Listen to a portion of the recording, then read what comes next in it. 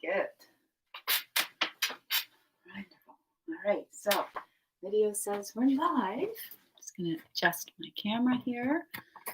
Happy Sunday for anybody who's actually here on a Sunday. And so we are going to start with our feet, as I kind of like to do usually. So for your feet today, you could use any kind of ball. So a dryer ball, tennis ball, squash ball, lacrosse ball. Tennis balls are really nice. They're a little dense, but they've got a bit of squish. Then you have things that are more fascia related. Some people will have one of these. It's like a ball. See that? Some spikes on it.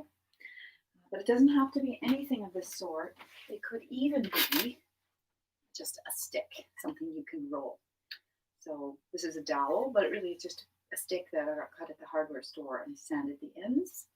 And this can be great because you can work both feet at the same time.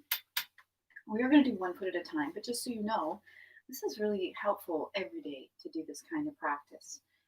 Now we'll talk about the benefits in a moment, but before we begin, choosing what you're going to use, and then let's establish our comfortable seated position. And so for the foot, the thing we want to do is sit a little bit at the edge of the chair so we can sort of modify the pressure we're using. So I've got my chair, and for those of you who come in, you know that I'm really encouraging people to sit for this part of the practice a little bit on the front of the chair, and to help with posture, could be a little towel, could be a little blanket, finding something that you can allow your sit bones to sit on that will allow for you to feel a little more comfortable, like the pelvis is maybe slightly tilted forward. If I put that blanket all the way, it might be more challenging to sit with that nice tall spine. So by moving the blanket back a little, just my sit bones are sitting there, it might allow for that more of a natural curve in the spine, sort of the opposite of sort of the slouched, rounded backs. So just see how that feels for you. And then once you come to that place, I'm going to sit at the edge of the chair and we'll work on the fascia. So I'm going to work with my ball today, but just know that you could be using anything you choose, even a stainless steel water bottle, anything you could roll. They make, wood rollers, they make the fascia rollers, but really you can get creative with what you use. So as you sit at the edge of the chair, somewhere comfortable for you, taking one foot, and let's just start with one foot, rolling it up and down. Go lightly at first. If you have an injury in the foot, there might be spots that you leave out. If it's too uncomfortable and too intense for you, you can always choose to leave this out and say, well, maybe later.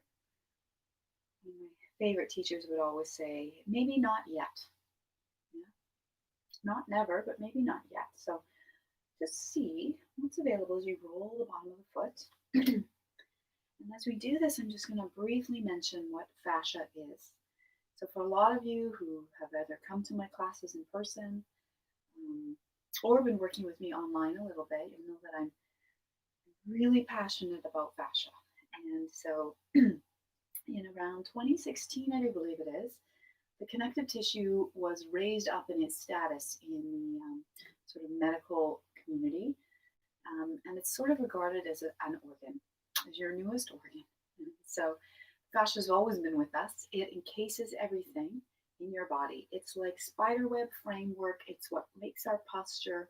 It's kind of insidious because it's everywhere in your body, but then there's thicker layers of it. This connective tissue is meant to be movable, slimy, flexible, and a little bit elastic. And so what happens when connective tissue has either gotten dehydrated or we've had an injury, often fascia goes from movable and flexible to very tight and very stiff. Then it could be, say, scar tissue around an injury. That's fascia that's lost its connective springiness. But then also parts of our body where we may be lacking movement in the connective tissue kind of get stiff and sticky, and it's meant to slide in the body. And the foot's a really important place to address this because we wear shoes a lot. And so maybe our feet don't get as much movement on the bottom of them as they would benefit from. And so this can encourage a little bit of length in all of the back line of the body because the fascia, there's a thick layer of it called your superficial back line that starts on the bottom of your foot and it runs up both of the bottom of your feet, up the back of the legs, back of the knees, back of the thighs, all the way up the back body here, like the back of the spine, all the way back of the neck, over the crown of the head, and ends under your eyebrows. And so in Chinese medicine, the fascia has been a very sort of central part of the medicine practice because the meridians for the body are in the connective tissue, in the fascia. This is also where your lymph fluid is. This is also where most of our body's fluid lives. This moving, intelligent tissue that responds to stress and movement. And there's something called healthy stress on our tissues. So I want you to think of like massage as healthy tissue, healthy stress. That little bit of pressure we're providing from the ball right now is that little bit of healthy stress on the tissues.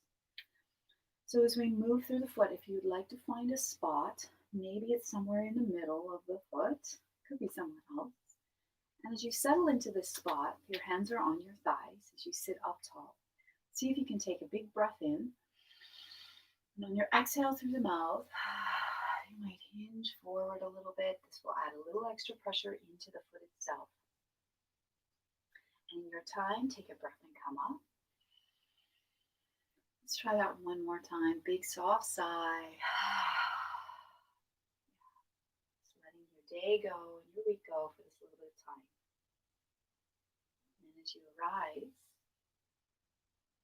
just see now about moving the ball up along the foot a few more times and then see about the outer edge of the foot. So the feet is also where we start with balance. In yoga, the foot is sort of the foundation.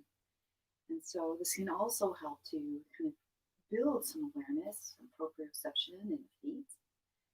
And this might help our yoga practice when we come to stand. So we're going to do a seated practice for connective tissue today and gentle spinal awareness. And then our standing practice today, we're going to focus on the feet and the grounding and how this awareness of our feet can nourish our awareness of our posture and our balance. So in your time when you're ready, we'll keep this kind of short this morning. As you come off of your ball, if you are barefoot, it might be interesting to look at your feet. Every time I do it, my feet are different colors. This one I didn't do is a bit red and blotchy. The one I did looks a little more healthy flesh color, which is kind of neat. So quickly, the color of my feet change. So I'm going to move into the other foot now, moving over the other foot. Light movement first. Good.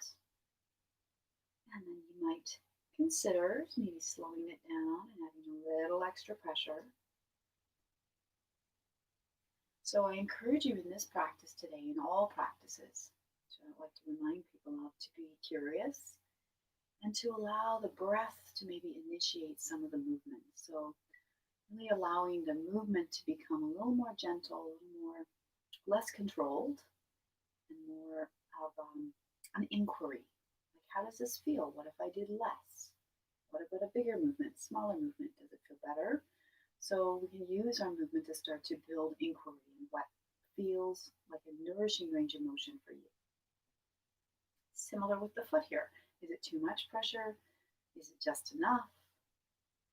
And then find a spot somewhere maybe in the arches of the foot or the arch of the foot or maybe somewhere else. You can sort of rest the ball and perhaps add more pressure. And then sitting tall, take a breath. On the exhale, folding forward. So you hinge from the hip crease, just coming forward in a comfortable position, noticing how there's more weight in the foot as you do so. Take a breath to come up. Let's take one more sigh breath forward. And just maybe take a moment here to notice the foot. And in your time to come up, pressing into the thigh bones, slowly letting the body rise. And then just gently going through the foot one more time. And then maybe through the outer edge of the foot a little bit and the whole edge of the foot. Good. And then taking a moment now to come off of your tool of whatever you were using to observe your feet again. So even 5 minutes a day of this at the beginning or the end of the day, or maybe 5 minutes at the beginning and the end of the day, can help with things like tight hamstrings, muscle cramps in the legs, balance, just the general awareness of our feet and the circulation. So it's highly recommended that you do something like this. And then, of course, check in with yourself tomorrow. If you're like, ooh, I really feel my feet, then that might mean less pressure next time, a little gentler, or maybe a different type of tool. So maybe a softer ball, what have you. All right. So from that position, or from that last little movement of the fascia in the foot, thought we could do the next fascial movement or fascial practice to nourish the whole connective layer in the body, kind of getting in touch with our physical body. And then we're going to just do a little bit of a breath awareness practice, and that will lead us into movement. So I prefer to sit a bit at the edge of my chair. Again, I've got the blanket under the sit bones, but it's really what's comfortable for you. So sitting at the back of the chair is your preference, and that's what feels comfortable. You can do so. The benefit to sitting a bit forward in the chair and sitting tall is we're working all those spinal muscles, the multifidus, and the muscles that help us sit up tall. The other benefit is that the leg, there's a little more space for my leg to move, whereas in the back of the chair, it's a little harder to articulate the leg and the hip bone. So I'm going to do some tapping now. So tapping in Chinese medicine has been done for thousands of years. And again, it's that idea of gently inviting some awareness into the fascial layers. So if you have an actual injury, avoid that area. I'm going to use my palm, gentle tapping. And then in some areas, the fleshier bits, you might be able to tap a little bit more. Okay, so just see what's available. You might hinge from the hip and come forward and get the back of the calf muscles. Okay. Avoid the bony bits, so not with the shin of the knee, but the back of the calf, back of the thighs. Very good. You might gently bring the tapping up to the side waist and nip into the side ribs. And then I'm going to invite one hand to come and maybe one or two fingers like a woodpecker tapping on a tree, very gently tapping on the chest here. So this is called thymus tapping. It's a great way to sort of awaken the thymus gland, which kind of regulates the immune function and the lymphatic system. And then you can just gently take that tapping over to your shoulder, whatever you can reach comfortably. Maybe down the arm, under the arm, the other shoulder, down the hand, down the arm, under the arm. Very good. And then I'm going to go back to the thighs, and I'm going to do a little more assertive tapping for a moment. And then take a moment to slow it down. And as you just come into a place of comfort in your sitting position, if it's comfortable for you, you might take a moment to close your eyes. This doesn't always work for some bodies. Closing the eyes creates dizziness or discomfort, or what have you. So if that's the case, you can keep your eyes open. But sometimes to build inner awareness of our internal body and our internal sensations, which is also called interoception, closing the eyes might be helpful. And as you close your eyes, I'm going to invite you to take 2 big breaths in the nose, out with a sigh. Whatever sound comes out is fine. Big sigh. Try that one more time. You might even add a shoulder shrug.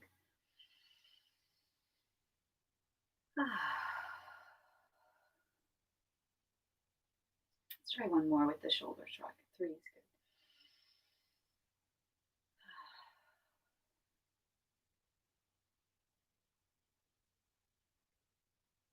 And then just inviting your breath to become your own comfortable natural rhythm. So my encouragement to you for a few breaths here, with the eyes closed or open, is to just notice your breath and see if it's available to breathe in the nose and out the nose. If you're usually used to breathing out the mouth, this might feel a bit unusual. So what I might suggest to explore it would be to keep the lips gently together, a little space for your back teeth, and then take 3 breaths, focusing on the breath coming in the nose, out the nose.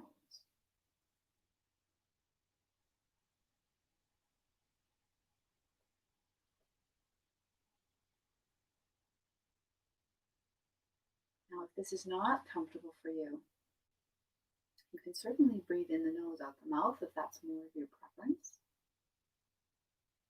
There are some benefits to breathing in the nose and out the nose. Stimulate the center in the brain for memory and cognition. And our brain gets a different type of function from this type of breathing in general. Also, a little more efficient with our oxygen. So it's a little bit more oxygen taken in if we breathe in and out the nose. And now just see if you can invite your breath as you breathe in the nose to expand your lower belly. And on the exhale, think of your belly softly gathering back.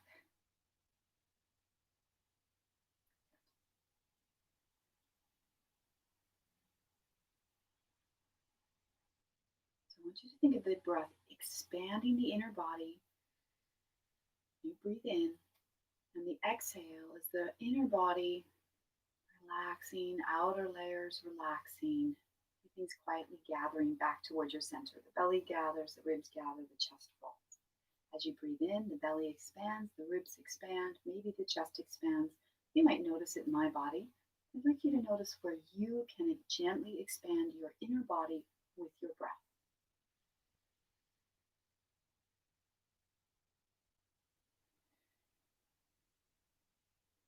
Starting to notice that there's some very subtle movements that are happening when you breathe.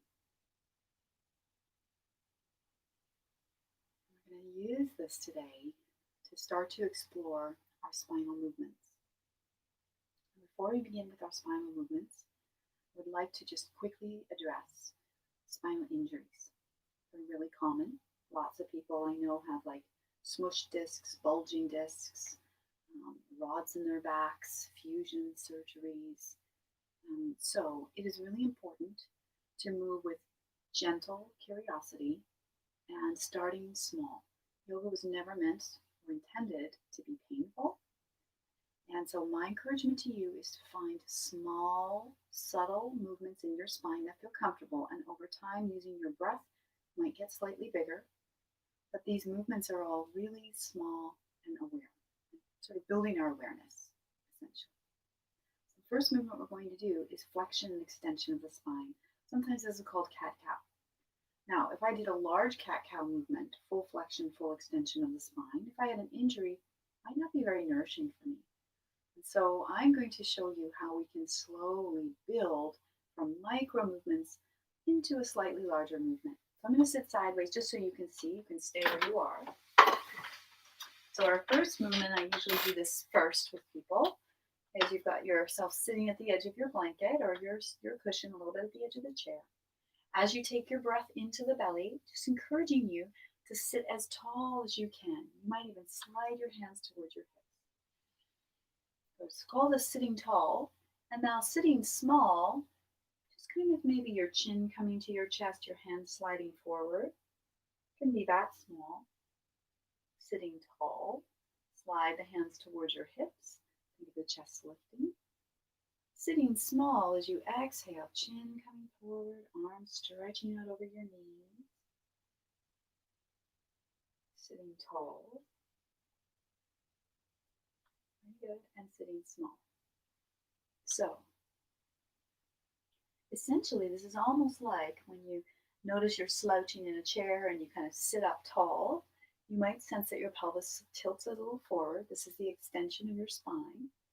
And then when we sit small, even when we just slouch in a chair, there's a bit of the pelvis tucking under and the upper back rounding. So this for me would be a really small, nourishing range of motion. And then of course you can start to explore a larger range of motion, but if you do have a spinal injury, proceed with gentle caution, with the intention of extending and lengthening the spine and just finding a little bit of gentle flexion. So this is quite different than this. See the difference? So this is much less, and small nourishing motions for the spine are really important. So just noticing how that subtle movement of the spine might sort of change the position of the pelvis. and the upper body. So as the chin comes to the chest here, your pelvis tucks under a little bit. And as we sit tall, you might sense that the pelvis tilts forward a little bit. Very good. Try one more of those.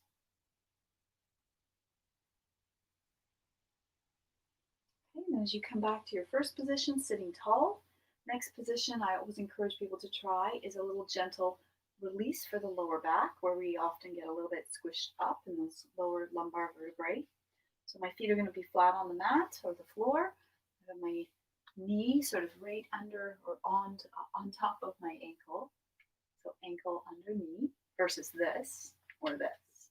Just see if you can stack the heels under. Hands are my mid thigh bones, nice strong bone in your body. As you sit tall here, take a breath. Think of hinging from your hip crease. So in this movement, my spine is not moving, my pelvis is moving. Yeah, so as you hinge forward, that movement came from your pelvis tilting forward, not your spine rounding. Notice the difference. Once you're here, you might lift the heels. So I call this the rocking chair. So from here, when you're ready, just breathe in, press into the thighs. Slowly as you come up, the heels will come down. And as you exhale, leaning a little bit back, maybe the toes lifting. Be aware of what the neck is doing. I want you to find a range of motion that feels easeful. And that might mean making movements smaller, and sometimes that's the biggest challenge in yoga is doing less. So a little movement backwards, noticing you're in the back part of the sit bones, your core muscles engage a little bit here. Take a breath and come up. Exhale, hinging forward, heels lifting. It is. Inhale, rise. Heels come down. Exhale back, toes lift. Very good. And then we'll come back to this first position, sitting tall. Okay. I'm going to bring my hands towards my knees. I'm going to turn my chair back to the forward position so you can see. Okay, so now we're moving into a gentle twist. Again, I'm encouraging you to do really small movements at first. So think of sitting tall, hands are on the knees, taking a breath. On your exhale, sliding your right hand towards your right hip, gently looking over your right shoulder. No force. Inhale to center, think of lengthening the spine. Exhale, sliding the other hand towards your hip, looking over the other shoulder. Inhale to center. And exhale to turn. There it is. Inhale to center. And exhale to turn. Very good. Let's try one more of those. Inhale to center. Exhale to turn. Last one. Inhale to center. And exhale to turn. Good. All right, so that's the second way your spine moves. So flexion extension is one pattern of movement. Gentle twisting is a second pattern of movement. And then we have side bends. So for our side bend, we're going to do a wider position for our feet today. So I'm going to lift my feet or my toes, turn the toes out, noticing as soon as I turn the toes out, my knee starts to rotate, externally rotate, my leg bone externally rotates, but really it's from the hip. So your foot and your hip are connected. So explore that and just walking the feet heel toe, explore how wide they are comfortable for you. Now, everybody's going to be different. If you have a sensitive back, I encourage you to do a smaller angle. Now let's just walk them back. Heel toe. The other thing for me in my chair is that as soon as my legs are wide, I have to sort of sit maybe an inch further back in my chair so I don't feel like I'm sliding out of the chair. So once you have a wide angle, so your wide angle could be like this, slightly wider, ankle still underneath the knee, they're stacking under each other. And then for some people, it might look a little bit more like this.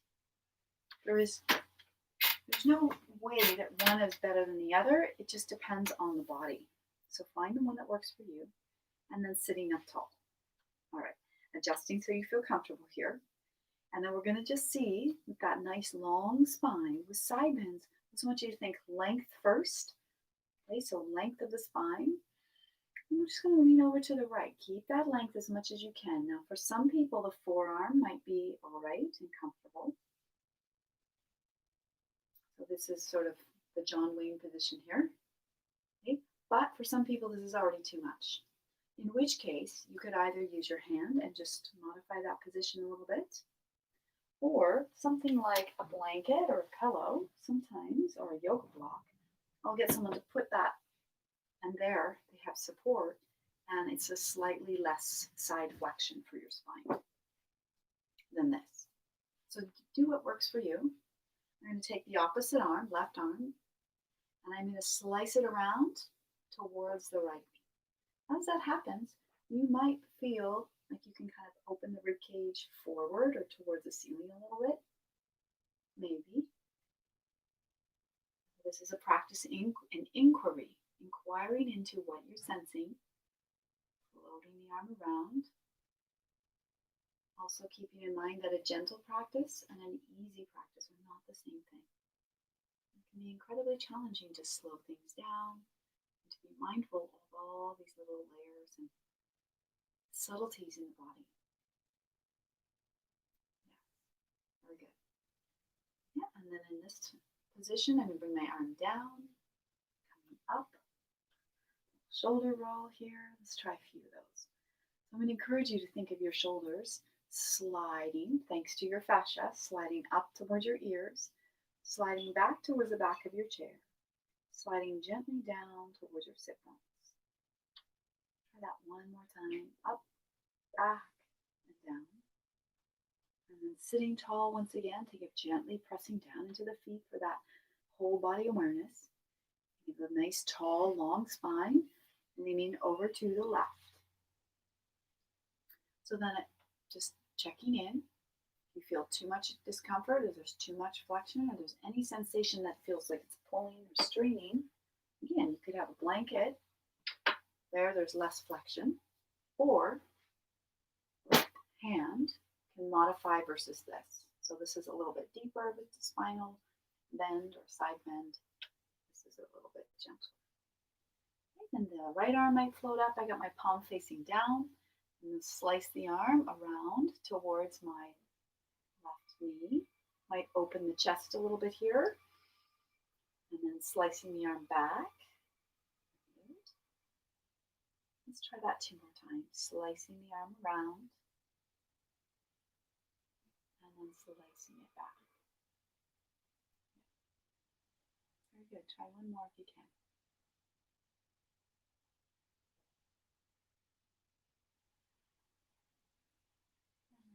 Time when you're ready, as you come out of that, little shoulder roll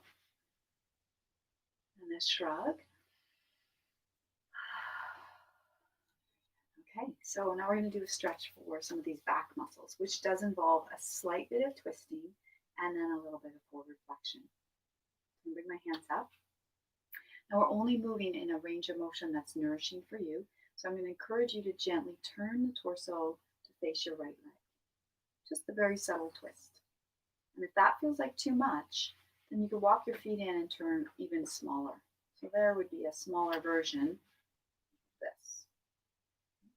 So if you do have an injury in the spine, go with small nourishing. This is where we build that interoception and a nourishing practice. So then I'm going to put the hands on the leg. And as I sit up tall, I'm going to think of sliding the hands down the leg. Just see where you get to that's manageable for you, and back up again. And maybe doing that 2 more times.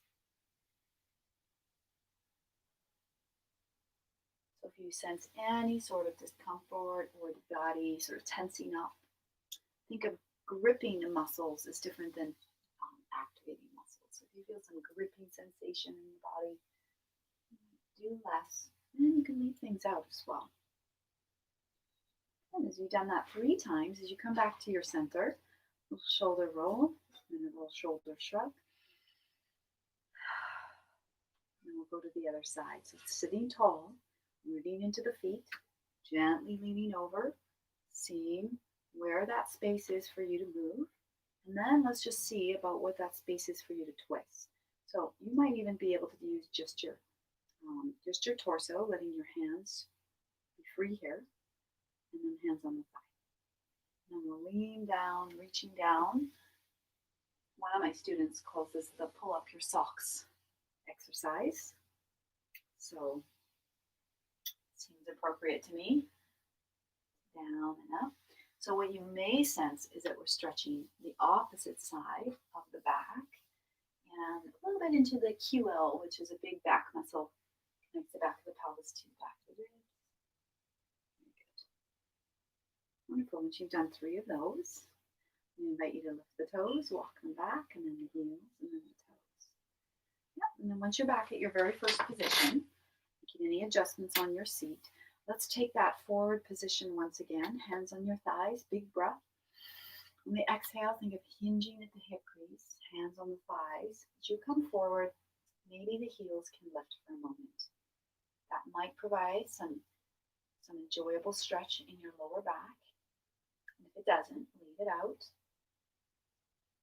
Then rising in your time. Very good. Shoulder roll, and then a shrug. All right. So what I wanted to do today is talk about how anytime we really move our arm in functional movements in our day, there are spinal movements involved. And so for this, you might bring your hands up to this first position. So kind of like a mime in a box here. And I'm going to do this movement one time with each range of motion, and then we'll do it 3 times in total. So the first thing I'm going to invite you to do with your right hand, keeping your palms facing forward, is extend your right arm straight out in front of you and then back to your shoulder. And then the left arm. This one's great for stretching the ligaments in the hand. Very good. Next movement, right arm is going to push across towards the left shoulder. Back. And then the left arm pushing across to the right. So there's your twist. You can sense there's a twist happening. Now we're going to take your right arm up across to the left, and then the left arm up across to the right. Okay, so maybe noticing that added a bit of a spinal side bend. Last movement is taking the right hand down across a little bit. Not much, more of an upper slouch. There's not a huge bend forward, but I'm going reaching down, a little bit of an upper slouch will stretch the back body a little bit. Okay, so that's the sequence. We're going to do it 2 more times, just giving you the opportunity to explore your shoulder. You might have to modify. So again, maybe the shoulder doesn't go up all the way. You might get to here and really just focus on that little side bend. But let's see if we can do it 2 times in total. So I'm going to start with my right hand, gently going out and in. Left hand out and in. Right hand pushing across to the left. Back to your shoulder. Left hand across to the right. Noticing the spinal movement that's involved. Now, right hand up across to the left. And left hand up across to the right. There's that little side bend. And now right hand down across to the left. And then left hand down across to the right. Very good. Very good. Let's try it one more time. Right arm out and in. Left arm out and in. Right arm pushing across. Left hand pushing across. Right hand reaching up across. Up and over. Left hand reaching up across. Right hand reaching down across. Left hand reaching down across. Very good. And then taking a moment to relax your arms, shoulder roll, and a shoulder shrug. Very good. So let's take a moment. Let's take a moment with the shoulders rolling up, back and down, elbows close, palms up. Time always flies. Okay, from this position here, the time. Oh, I think my watch has stopped. From here, we're going to work with our shoulders a little bit more. So with your hands here and your palms facing up, you might bring your index and thumb together. We're going to do our smile. So this is the awareness of the shoulder in movement. This sequence I learned from the Tensegrity Repair series, which was designed by an amazing yoga teacher in Vancouver named Joya Irwin. That practice is on the ground, but these movements translate beautifully to seated or even being in water. So I teach these in some of my aquatic classes as well. So think of as the elbow floats out to the sides, the palms face each other, and as the elbows slightly gather back toward your side body, the palms are facing the ceiling. So allowing this natural movement. Now what you may notice is that maybe one shoulder, if it goes too far, will start to inch up like so. Or if you had an injury, you might notice that one arm just kind of stops and one arm has a larger range of motion. I would encourage you to meet your body in its most easeful place today. So if that means that the movement is this is probably more beneficial if there is an injury and you're feeling restriction than forcing it into a movement that's causing that tension pattern. So this is where less is more. I'll check my time because my watch is okay, good. Very good. My watch says it's almost 6 o'clock, which is very not true. Okay, so this is the first lower part of the shoulder in movement. Elbow, wrist, and shoulder work together, just like when we worked our foot, knee, and hip work together. Very good. So now from here, this is an arm rotation. Forearm rotation, if we allow, really the whole arm is involved. The wrist, the hand, the forearm, the elbow, the shoulder. So from this position here, turn the palms to face your legs and notice that the elbows kind of float out to the sides. And then when you turn your palms to face the ceiling again, the elbows kind of gather back towards your sides. Just notice that natural movement of rotating the forearm. There it is. Okay, good. So we're going to turn the palms to face down, hands come together.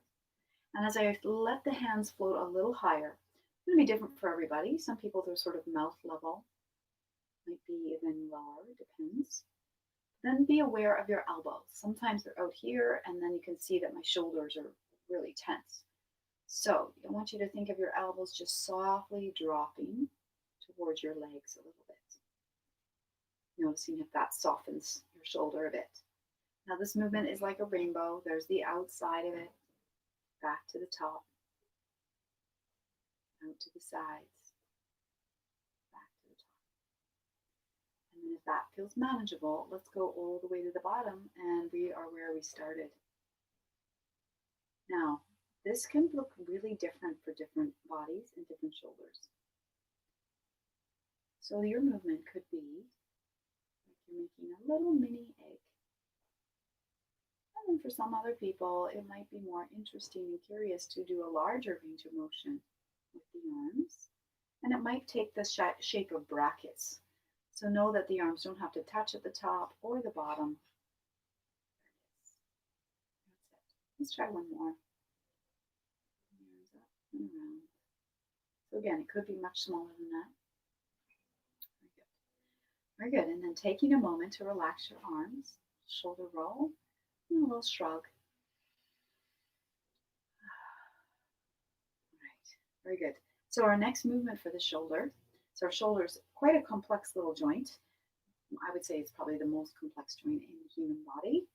Is the movement of the shoulder going this way. So we just did the shoulder in this rotation. And then our arm also goes in this rotation. So when I do this movement, I'll often invite people to think of, I guess I'm giving my age away, but when I was little, my Barbies did not have bendable elbows. So it meant that if the tried to put your Barbie's arm overhead, it had to come from the shoulder. And so essentially that's what we're aiming for.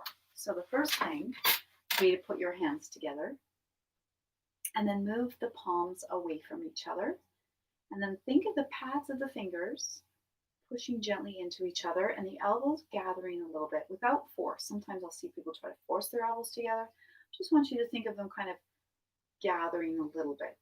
And you might sense that there is a core engagement. There's an engagement happening here as I press the pads of the fingers into each other. I'll show you that from the side.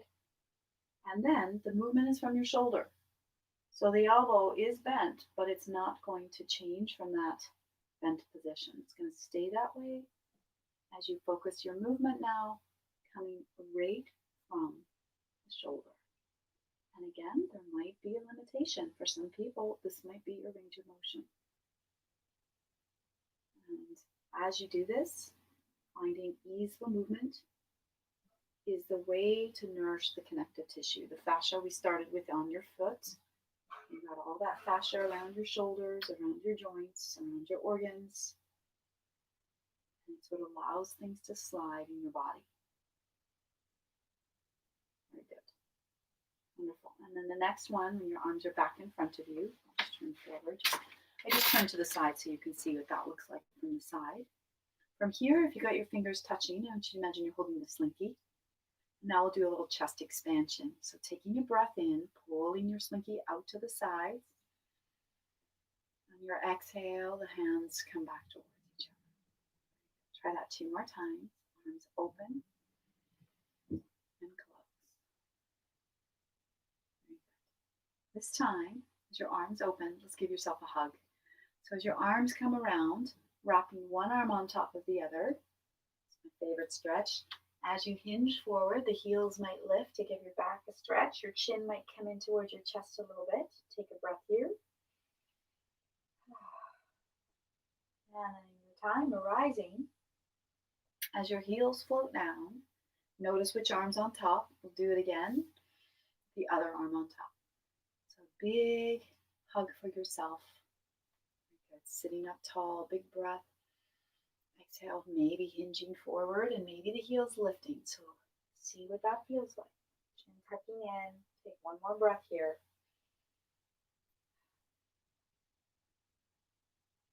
Yes, and then coming up in your time. And the heels come down. And the arms come down. A little shoulder roll. And a little shoulder shrug. Very good. And so prior to us coming to standing, I wanted to share a little poem with you. Just knowing that some people, the seated practice is what you enjoy. And if you want to leave out the standing practice today, that's fine. I wanted to make sure everybody got a moment to listen to this beautiful poem. It's from a book called The Language of Yin, which is a book on yoga. And it was written by Gabrielle Harris. So maybe just taking a moment, you might even close your eyes or center the hands over the heart center. Just taking a moment to connect into your innate compassion, kindness, goodness. This is called What the World Needs. And this is what the world needs. We need people who remember to hold the hands of others when they need it.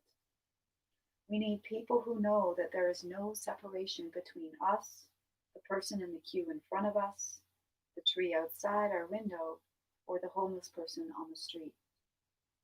All our actions, words, and deeds echo out into the world. We all have a capacity to love beyond separation and remember the innate goodness of ourselves and others. Just taking a moment to honor that innate goodness in yourself. And then if you're comfortable, we're going to finish our practice standing today. So, my encouragement to you is to first explore getting out of a chair. We're going to do this a few times. So I'm sitting at the edge of the chair. It's my preference. There's many different ways of getting out of the chair. Okay. So essentially, there's kind of the rhyme that I like to use. I didn't make it up. I don't know who made it up. But the rhyme that you can think of for sort of the kindest way of getting out of a chair is knees over toes, nose over knees. So first here for our chair yoga, our knee has been under our ankle. So knees over toes it really essentially is bringing the heels a little closer under you. And I want you to notice how far your feet go back comfortably without your heels being lifted. Because we really want to use our heels as our leverage, as that thing that connects us and pushes us out of the chair. Okay, so just explore that. If you've had a knee replacement, you have some less flexion in one foot. Say one foot comes back further than the other. You could be like this. But really, I want you to think of your heels pressing into the ground. So for me, it's comfortable to do both, but again, it could be slightly like this. So then just take a moment to just push into your heels. And what I notice when I invite people to do this in a regular class is that everybody looks like they've got little jumping beans in their sit bones. Certainly not enough to get us out of a chair. What we need to do is shift our center of gravity from our sit bones to our feet. So all we need to do that is to hinge at the hip crease, so nose coming over knees. So as my nose gets over my knees, I can sense there's more weight in my feet. Now for me, I have no problem doing this slowly, but it is challenging, especially if you had a knee injury or you're really tall. So that might mean using your hands at the side of the chair to help you, okay? Or any other way that you like to get out of a chair. For some people, using momentum works. So think of the rocking chair. You can rock forward. Once your nose is over your knees, you push into your heel. So you could try that, rocking forward. Yeah, so think once your nose is over your knees, press into your heels. You could still be using the sides of your chair. Try it 2 more times, almost getting up, and then back down. Also good to always check the chair is there. Okay. Next time, we're going to stay standing. So as you come forward to stand, okay, take your time, go slow. Once you're standing, take a moment to kind of bend your knees, sink into your feet. And then when you feel stable, straighten the legs. And I'm going to invite you to have something in front of you for balance. So for those of you who want to use a chair, you could come to the back of your chair. For those of you who have a walker, you might just have your walker with the brakes on in front of the chair, and that way you're set up to sit down anytime you need to. And then move the chair so you can see. And I think I'm going to move the camera so that my head doesn't get caught off. Very good. Okay. There we go. We're live. All right, there we go. Okay, so now you've found a comfortable position. I'm going to invite you to have a wider stance with your feet. I'm going to invite you to sink down into your feet. Good. Now just think, sinking down into the heels, slowly shifting your body weight over to one foot, a little more, and then see about keeping the knees a little bent, shifting back, feeling your weight even in both feet, and then see about weight shifting over into the other foot. Now, if that feels comfortable for you, then we can start to explore as your weight shifts onto one leg, maybe the other foot comes off the ground ever so slightly. So body weight shifts, maybe the leg lifts a bit. All right, so next time we shift over to the left. I'm going to put my right hand on the chair for balance. Left arm, if your arm allows, could extend up. And maybe the right leg lifts. So I'm standing on one leg. Think of this like a diagonal stretch. And then slowly, knee bends. Both feet make contact with the ground. Shifting your weight to the other leg. Maybe one arm. I always think of this as the umbrella of Mary Poppins would have to take her away here. And then slowly bend the knee, shifting your weight. Now I'm going really slowly, which makes it harder. So again, find a pace that works for you. I'm going to try that one more time on the other side. Slowly, knees bend, weight shifts back to both feet. Weight shifts more to one foot lifts off, maybe. And there it is, very good. And then as you come back to your first position, your feet on the ground, I invite you to bring your feet hip width apart. Now keep in mind, if you're standing and you're already feeling unbalanced in your body, if your feet are really close together, it is not a very stable base. So sometimes even wider than hips is a more comfortable position for people. Just keep that in mind. I'm going to invite you to bring your hands to your hips.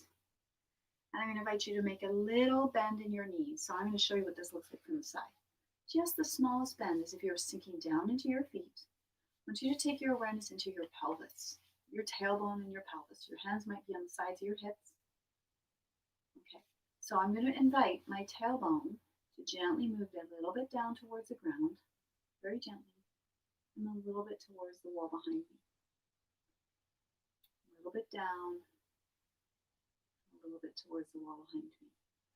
So it might feel a little bit like the rocking pelvis, a little bit down, a little bit back, within a range of motion that's manageable for you. So keeping the knees bent will allow there to be a little more movement of the pelvis. For some people, it might not be a lot, or you might not sense much at all, which is okay. But now I'm going to encourage you to think of your tailbone not tucking under, not tilting back, but lengthening down towards your heels, but not under. So kind of that neutral, somewhere in between those two extremes. And then gently pressing into the feet, pressing through the heels as your legs straighten. So I want you to think of a mountain here. Mountain pose. So if you don't have socks on, you might even, or you don't have shoes on, you might lift your toes, spread them out, place them on the ground. Think of the body weight is more in the heel, but also a little bit, you could think of a tripod, that maybe you have a connection under the mound of the big toe, the mound of the pinky toe, and the heel. If I press into those three places, I can actually feel my arches of my feet sort of lifting a little bit. But if that sensation is not available to you, really just think of your heels pressing into the ground, like your heels are your main roots. The other roots are there, but it's your heel. And I mean, if you were a building, you know that weight bearing, the column comes down, the weight bearing would be under the column. So think about where the leg ends. The main weight bearing here is in the heel, but there is a bit in the ball of the foot and the pinky. Good. Now from here, you might even bring your hands to your heart center, pressing the hands gently into each other. Think of the sternum lifting and the crown of the head pulling you up to the sky. Back up so you can see me better. Okay, very good.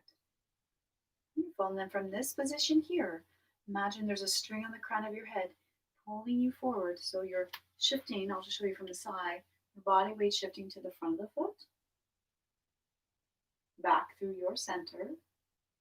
Your heels feel like roots. Maybe you can shift your weight a little bit onto the heels, not much. Back to center. And then slowly shifting your weight to one foot.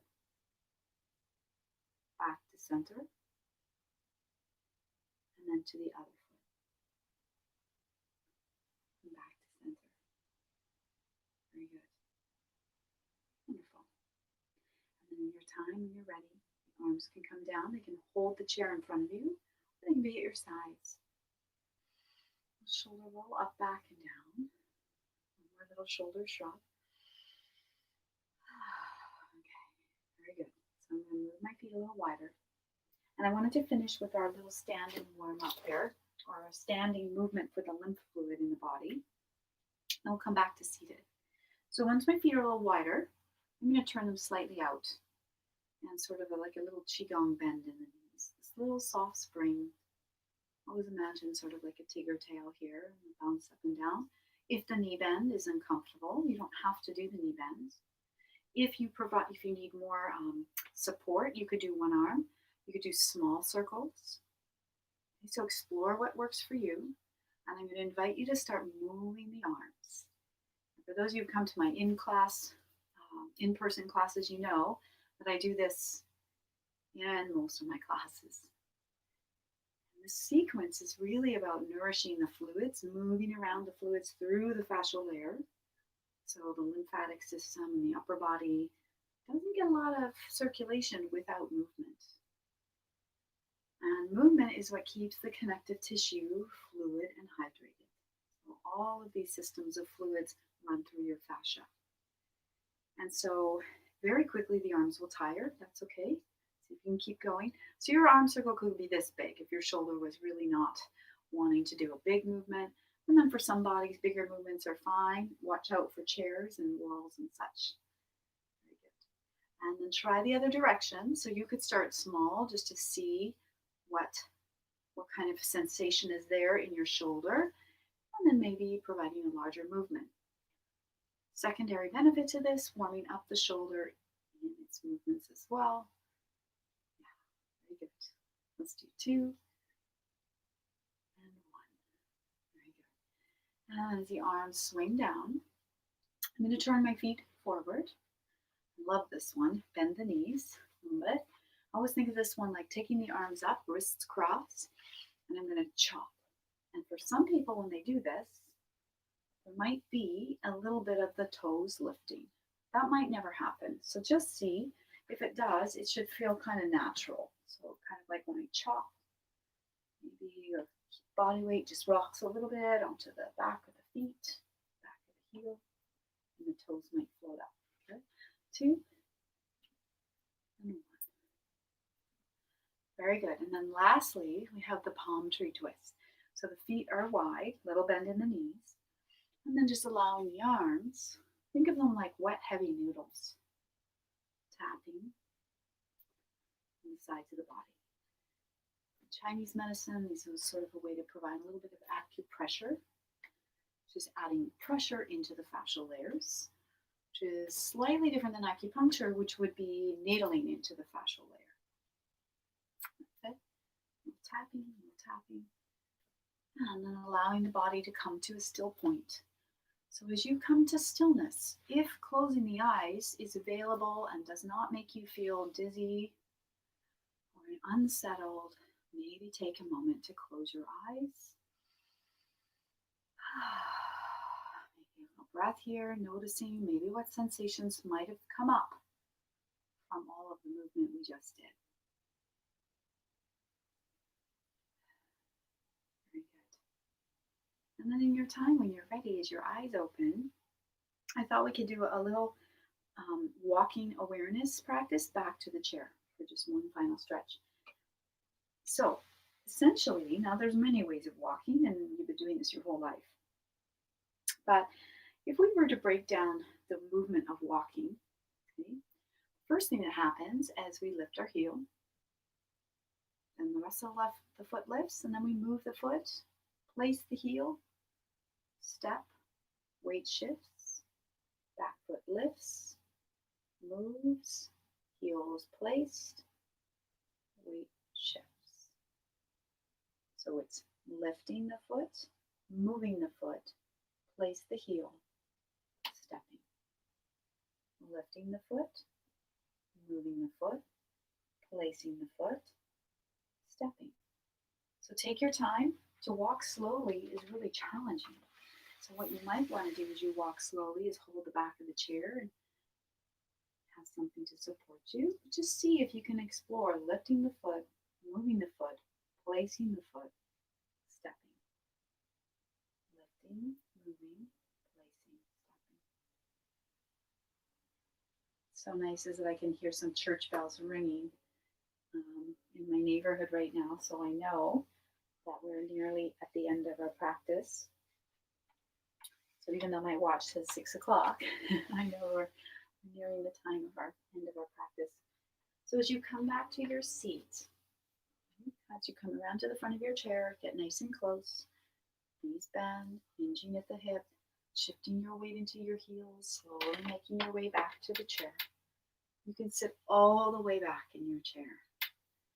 I just wanted to finish with a poem that I read so often that I know it by heart now. I did not write it. This is a poem by Dana Faulds, Faulds. It's her last name. She's a yoga teacher in the United States.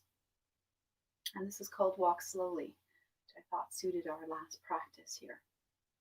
So as you get comfortable, you might close your eyes. You might even place the hands over the heart center if that's a helpful way to help connect into your inner sensations and emotions. Connecting once again to your innate goodness, your best intentions. As you watch your breath come and go. It only takes a reminder to breathe and a moment to be still. And just like that, something in me settles, softens, and makes space for imperfection. The harsh voice of judgment drops to a whisper, and I remember again that life isn't a relay race, that we will all cross the finish line. that waking up to life is what we were born for.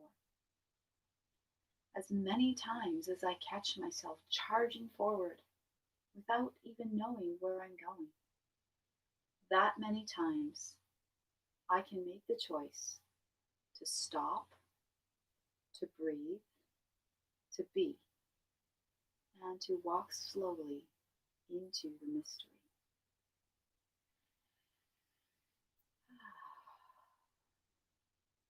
Just taking a moment now to maybe the eyes are open, maybe the shoulders rolling up back and down.